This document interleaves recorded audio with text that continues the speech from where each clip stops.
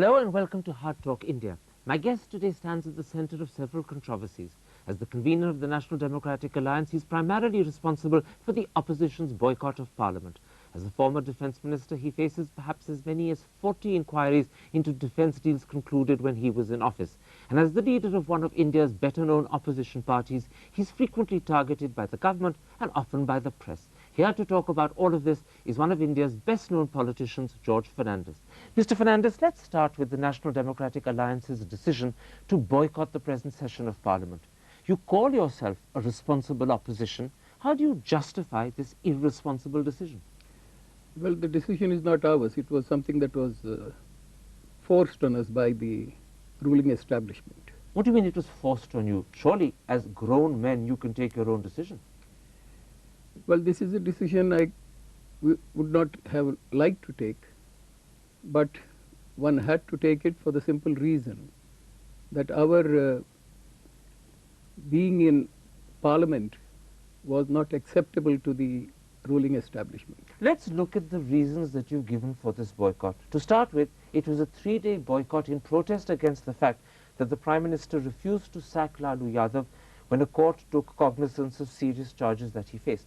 But exactly the same situation was faced by Mr. Advani, Dr. Joshi, Uma Bharti. They too were charged, a court took cognizance, they refused to resign, and in their case, Mr. Vajpayee defended them. There is a difference between these two. These are two different categories.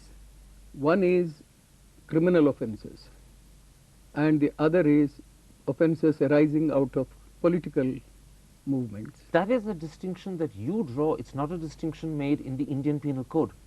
I think the Indian Penal Code needs to be revised if it doesn't take cognizance of this. But at the moment, we all owe allegiance to the Penal Code as it is. You're not arguing that if certain offences are committed under the umbrella of a political movement, then those offences can be ignored.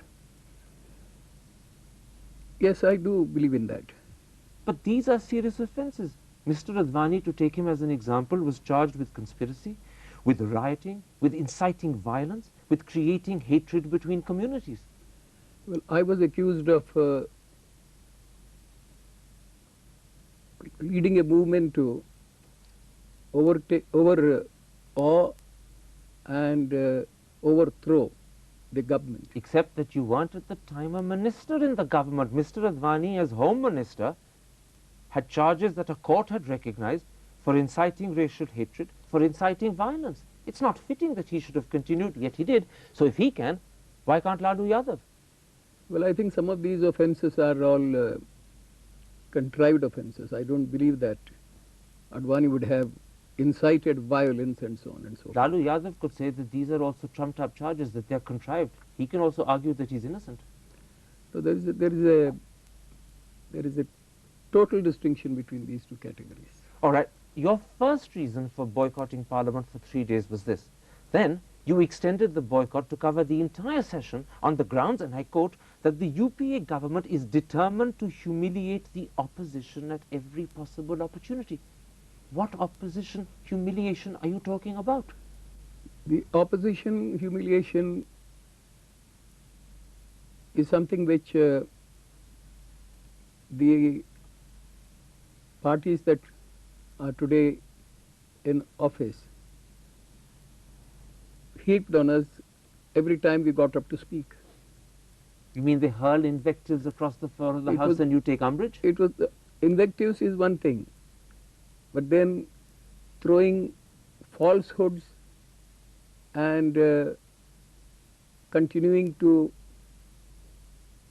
make them, despite Mr. one's Fernandes, clearing one's the air. Mr. Fernandes, you've been an MP since '67. You know what parliamentary rhetoric is. Have you suddenly become so thin-skinned, so sensitive, that you can't take a bit of parliamentary hectoring? What is happening is not rhetoric. What is happening is pure and simple abuse. Well, the Prime Minister, let's come to the facts, rang up the leader of the opposition in the Lok Sabha, separately the leader of the opposition in the Rajya Sabha, separately he rang up the chairman of the NDA, 3 separate phone calls. He pleaded with them to come back. And then he stood up on the floor of the Rajya Sabha and said that his government was prepared to discuss any subject at any time. That's not humiliation, that's accommodation. Well, he did make that statement, and thereafter there was another situation that came up. The leader of the opposition in the upper house, Jaswant Singh, had some private work with the Prime Minister. He called on him, his work was done in a few minutes, and he got up to leave. The Prime Minister asked him to stay back and said, what are we going to do with what is happening in Parliament? So the Prime Minister was making, in fact, one more effort. Sure. And Jaswant Singh said, please call these two leaders, Atalji and Lalji, and this matter will be solved in 2 hours. And what are you suggesting? What happened next? What happened next is that the Prime Minister said, we'll work on this. And the next morning, the media was full of abuse.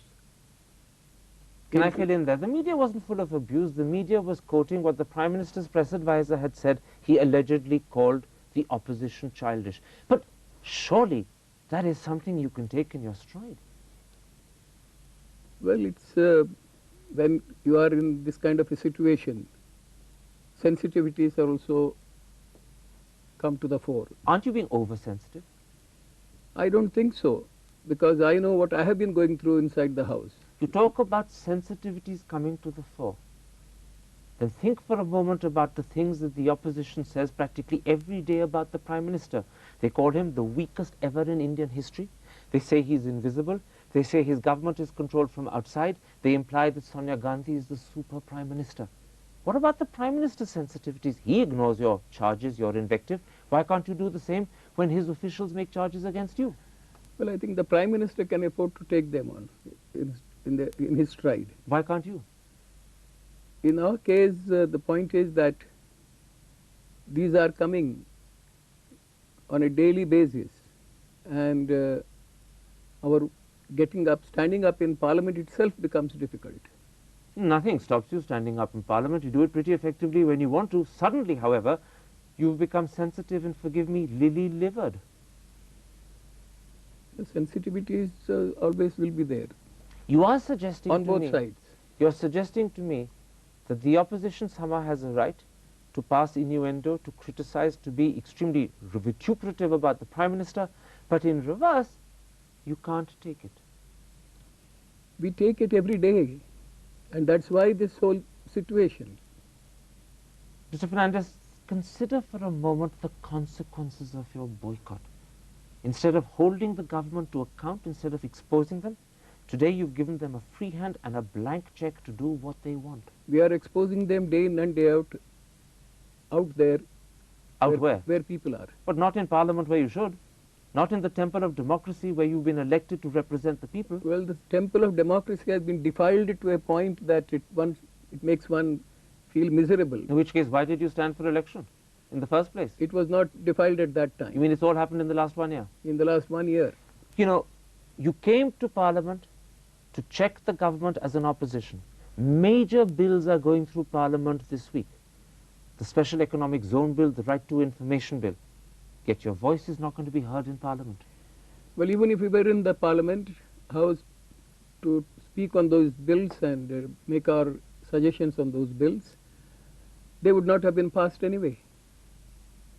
The bills wouldn't have been passed, your opinion wouldn't have been listened to. We would not have been listened to. Our views on this would not have been accepted anyway. Well, you can't be sure of that. The government might well have got a few good ideas from you, but you aren't there to give it to them. That's the point. The people of India elected you with a certain faith and trust that you would represent them. Your boycott is a betrayal of their faith and trust. No, I believe that our boycott is making the people of India realize what kind of a government leadership is today in place. Unemployment Guarantee Act was supposed to be passed by this present session of Parliament. It would have had benefit for hundreds of millions of Indians. Because of your boycott, that act is not being passed. What explanation do you give to the poor without jobs who were perhaps looking to this act for succor? Well, this act will come into force. Nobody is going to oppose that But act. you've delayed it. You've delayed it by 4 critical months. We did not delay it. It's because of you that it's stuck in parliamentary committees. Your parliamentary committee chairman from your side of the House has not held a meeting. I'm talking about Mr. Kalyan Singh, and he's publicly admitted it. Well, if he has said such a thing or done such a thing, there may have been some reason for it. The only possible reason is that you're playing politics. You're playing politics with the livelihood of the Indian people who you are supposed to represent. That's a very strong statement to make. It is. But there is no substance in it. But you're not. You've delayed a bill by 4 months, a bill that guarantees employment to people who don't have it. Right through the heat of summer now they will be without employment, and you don't care. The guarantee came on the day they came to office. And it is now the second year that they are in office. If you're so confident that what you're doing is right, then why have your allies, the Telugu Desam Party, broken ranks and gone back to Parliament? No, they have not broken ranks because they were not in our rank in that sense. They were supporting our boycott for the initial 3 days. They aren't any longer. That's breaking ranks. Well, that's the NDA is what is involved in this. Even the NDA has people who are dissatisfied. Many in Mamata Banerjee's Trinamool Congress are unhappy. Many in the Biju Dal are unhappy. Even members of your own JDU, Prabhunath Singh, quoted in the Hindu, is unhappy with the boycott. He clarified that what the Hindu said was wrong. Let me quote to you Yaran Naidu. People were not happy with the boycott of Parliament. After all, we were elected to go to Parliament and raise people's issues. Yes, we continue to raise people's issues, but only when it became impossible to stand up in Parliament. You put your pride before the interests of the people of India. Well, I think one should also take care of one's pride. You've put your sensitivity before the livelihood of the Indian people who you represent. Well, we have been fighting for the livelihood all through our lives. It seems So as if you're therefore- sulking at the moment. The people of India turn around and say that the NDA is sulking. They are bad losers.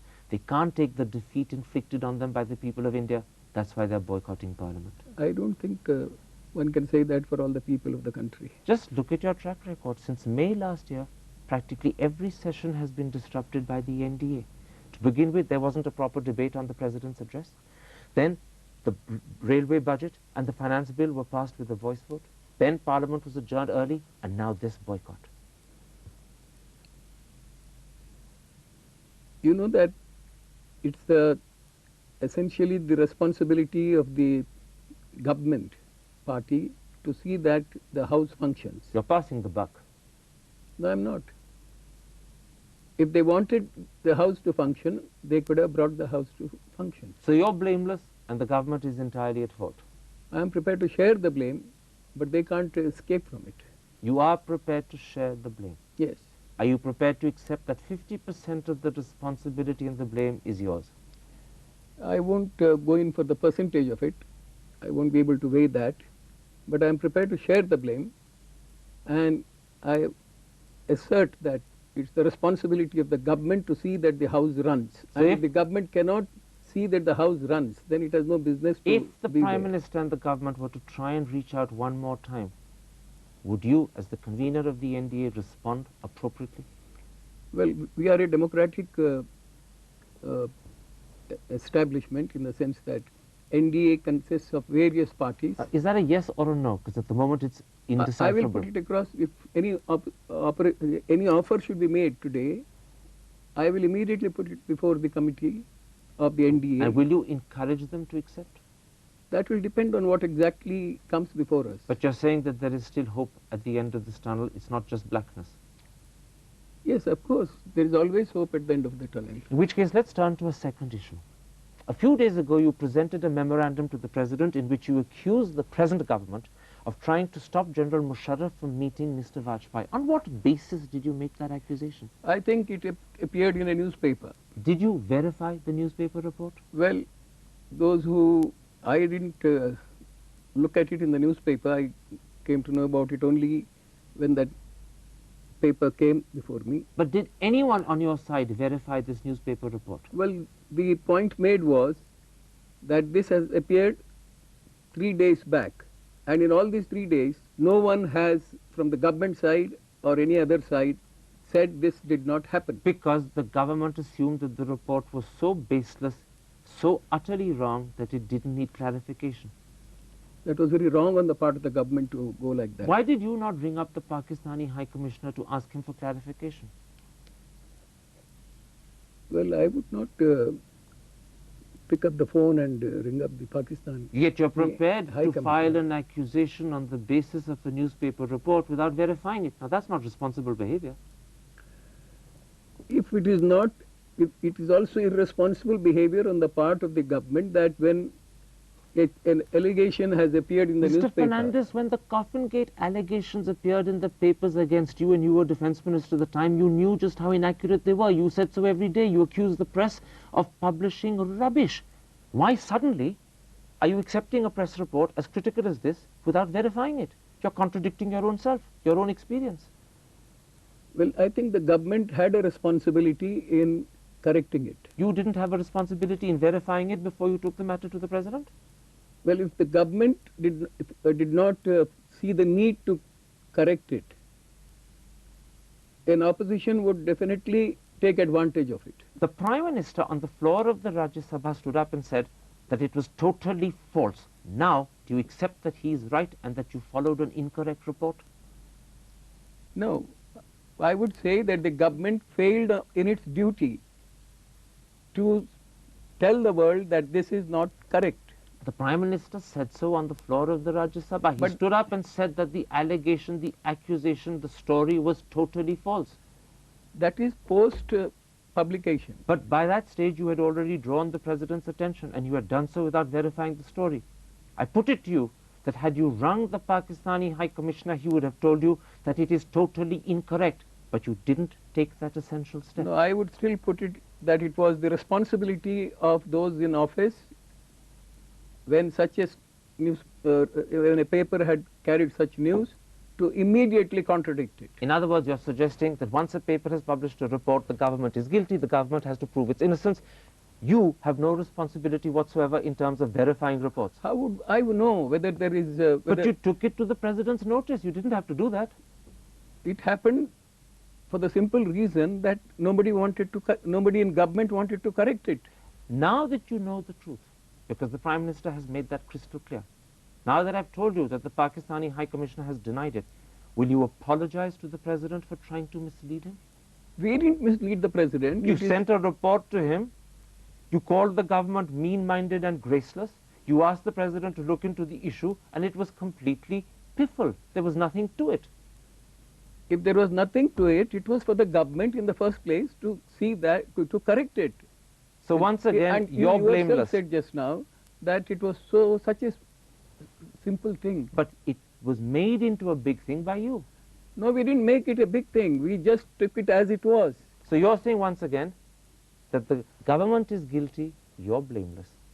Yes, in this case, absolutely. Let's come to the accusations leveled against you by Outlook magazine. When the Justice Phukan Commission asked for authorization to travel to Pune, Aurangabad, Bombay and Bangalore, why did you authorize the use of an Air Force plane?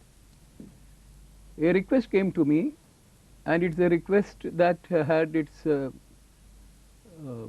started long time back, as has been now made known. Quite right, but why did you authorize an Air Force plane? You weren't asked for one, and Justice Phukan isn't entitled to travel in one. So why did you authorize it? I had the authority to clear it. Quite right. And but I used why that did authority. you use your discretion to clear it? It was not discretion. The authority that I had, I exercised. Quite right. But the point I'm making is this. Given that Justice Phukan is presiding over a commission which is inquiring in part into your own behavior and your party's behavior, by using your discretion to authorize something that Justice Phukan is not entitled to have, people turned around and say, he's doing this to sweeten Phukan. He's doing it to endear himself, to influence Phukan's report.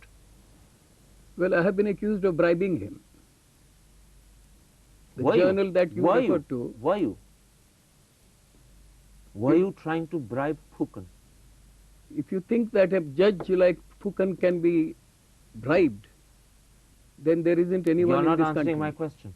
I'm not asking you whether Phukan can be bribed. I'm asking you what your intentions were in using your discretion to grant privileges to Phukan that he's not entitled to. My intention was, if the commission collectively takes a decision and sends its request to me, and it comes from the proper channel where I, as minister, have to act on those requests. Then and you can't say no. I cleared the. But go back to the record made available to Parliament by Mr. Mukherjee. Justice Phukan's commission did not ask for the use of an Air Force aircraft. They asked for travel arrangements.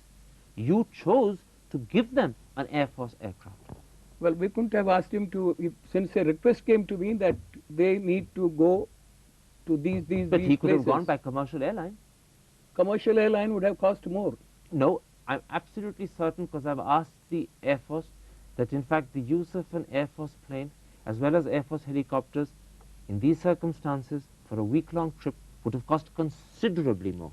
Maybe. I may be wrong on that. But in which case, why did you exercise your discretion to give him a privilege he's not entitled to? If I had not given that, if I had not sanctioned it, then you would have, on this day, asked me, you told me, not asked me, but you would have pronounced that you refused to give him that facility so that he could go and find out there because you were wanting to hide something. But the truth of the matter is that he didn't ask for a plane. He only asked for travel arrangements. If you'd given him commercial tickets to go by commercial airlines, he would have been perfectly happy. Well, as I said, the request came to me from the Air Force. It came from, and to the Air Force it came from the Commission. No, it went to the Air Force, in fact, probably from the Defense Ministry. The Commission can't go directly to the Air Force. No, it came to, as far as I am concerned. Let me put it like this. Now that you know that what you've done has been so hugely misunderstood, do you regret doing it? No, I don't regret doing it. So once again you're saying, George Fernandes is blameless, he did the right thing. Those who are misinterpreting him are the ones to blame. They are not just misinterpreting me, they are also making Phukan look as if a visit to some place in an aircraft which is made available to him because of the Commission asking for it, No, that Mr. Fernandes, he could be bribed on that. it's not the question whether he could be bribed. The question is, did you try and bribe him? We've run out of time. We've aired your answer. Once again, the audience will have to decide whether they accept it or not. A pleasure talking to you on Hardtalk India.